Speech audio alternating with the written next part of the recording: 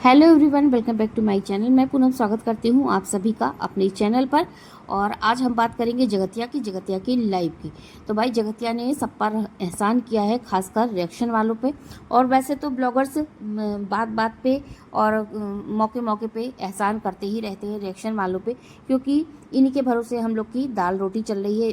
खैर, मेरा तो आई एम सॉरी कि मेरा तो चैनल मोनेटाइज नहीं है, तो लेकिन जिसकी चल रही है उसका तो भाई उनको तो शुक्रिया देना ही चाहिए। उन लोगों ने शुक्रिया दिया भी है, ऐसी बात नहीं कि शुक्रिया नहीं दिया, लेकिन मेरा दाल रोटी नहीं भी चल रही है तो भी मैं आपका शुक्रिया कर देती हूँ, क्योंकि जगतिया अब आ गई है अपने असली अवतार में।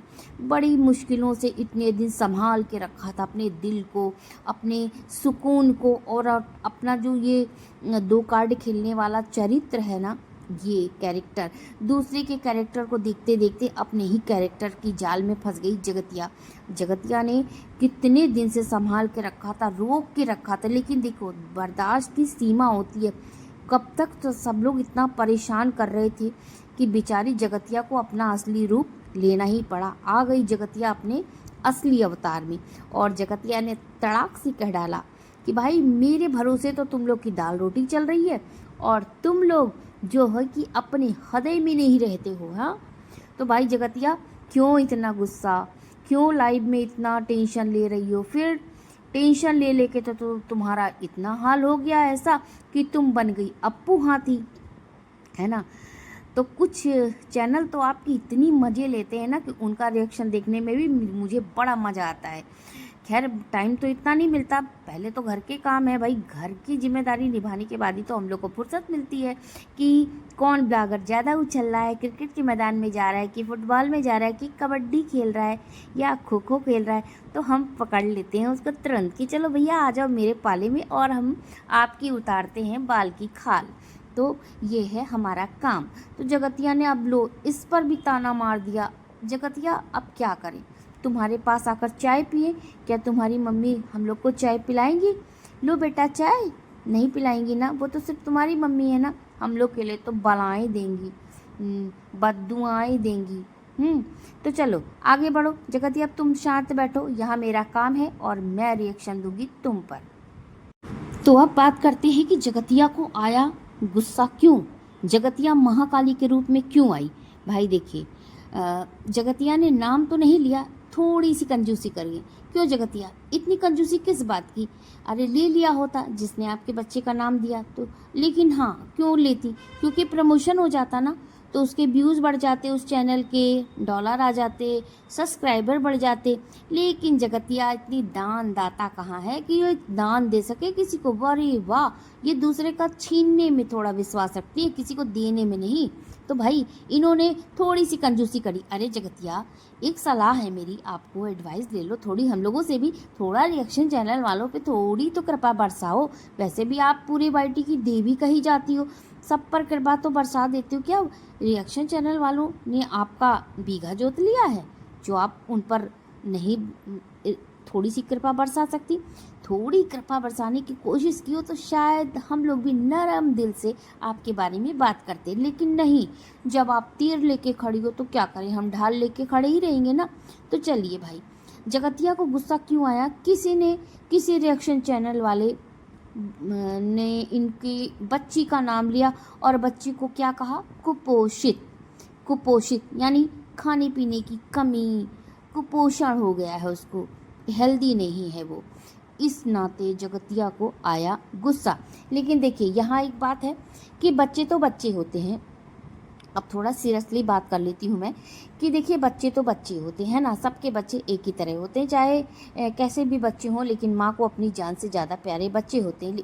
कोई भी माँ हो, किसी के बच्चे को कुछ कहा जाएगा तो भाई विकराल रूप वो धारण करती ही करती है। बाद में सारी बातें किनारे करके सॉर्ट आउट भले हो जाए, लेकिन क्या है कि गुस्सा तो भाई सबको आता है। ये तो नेचुरल बात है कि माँ को बहुत बुरा लगता है, चाहे उसका बच्चा काला हो, कलूटा हो, कुपोषित हो, लंगड़ा हो, लूला हो, तो बच्चा बच्चा होता है, माँ का कलेजे का टुकड़ा होता है। ये तो बात सबको माननी ही होगी। लेकिन बड़े इत्तेफाक की बात है कि जगतिया ने कहा अपने लाइव में कि मुझे नहीं पता किसने बोला, कब बोला, कहाँ बोला। तो भाई जब आपको पता ही नहीं है कि किसने बोला, कहाँ बोला, क्यों बोला, तो आपको जब किसी बात की पता ही नहीं है, खबर ही नहीं है, क्या सच्चाई है क्या सच्चाई नहीं है, या आप ये प्रोपोगंडा कर रही हैं व्यूज़ के लिए या अपने चैनल के लिए, क्योंकि इस समय आपकी मार्केट वैल्यू जो है ना डाउन चल रही है, तो ये सारा प्रोपोगंडा है या झूठ फैलाया जा रहा है या सिंपैथी कार्ड खेलने के लिए आप ये सब कर रही हैं, या असलियत है। अगर असलियत में आपको सच में नहीं पता है कि किसने कहा, क्यों कहा, कौन से रिएक्शन चैनल वाले ने आपकी बच्ची का नाम लिया या इस तरह की बातें की, जब आपको कुछ असलियत पता ही नहीं तो आप यहाँ पे क्यों आई सबको कहने। पहली बात तो आपको पता ही नहीं किसने कहा, तो आपने उसमें सारे रिएक्शन चैनल वालों को क्यों लपेटा। या तो पूरी जानकारी ले लेती, पूरी इंक्वायरी करके आती, अपना एक होमवर्क करके आती और बताती हैं कि फला फला चैनल वाले ने लिया है ना। तो और सबको लपेटने की क्या ज़रूरत। एक ने कहा, उसमें उस एक की गलती या उस एक की बात को आप सारे रिएक्शन चैनल वालों को लपेट रही हैं, क्यों। अब या तो फिर आपका एक कार्ड हो सकता है ना, एक कार्ड कि अगर हम इस तरह की बातें उठाएंगे तो रिएक्शन चैनल वाले हमारे ऊपर बात करेंगे, हमारे ऊपर बात करेंगे तो भाई नेचुरली है कि भैया हम आगे जाएंगे ही जाएंगे, आपके व्यूज़ भी अच्छे आने लगेंगे, आएंगे ही भाई। तो आपने या तो रिएक्शन चैनल वालों को छेड़ने की मुहिम बना ली है कि हम इस तरह की बातें करें, या तो फिर आप झूठ बोल रही हैं। दो तीन बातें हैं, झूठ बोल रही हैं, आपको पता है, तो आप नाम नहीं लेना चाहती उस चैनल का कि वो चैनल हाइप पे चढ़ जाएगा, या तो फिर आप अपने लिए कमाने के लिए व्यूज़ डॉलर के लिए परेशान हो रही इसलिए रिएक्शन चैनल का नाम ले रही, या तो फिर आप भिड़ने के लिए तैयार हैं। तो दो तीन बातें हैं जगतिया, आपके ऊपर विश्वास करने लायक नहीं, क्योंकि आप ना, जो आपका चेहरा है ना वो बहुत कुछ कहता है। आप जो कहना चाहती हो वो छुपा के रखती हो, जो नहीं कहना चाहती बेफजूल की बातें वो अपने चेहरे पर ले आती हो।